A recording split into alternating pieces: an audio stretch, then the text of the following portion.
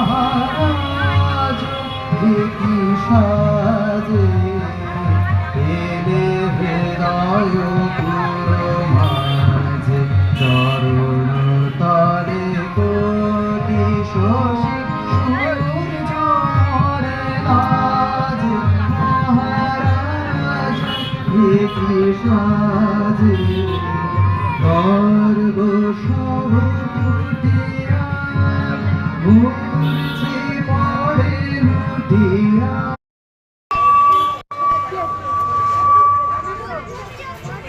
নমস্কার। রামকৃষ্ণ পাঠচক্র বিষ্ণুপুর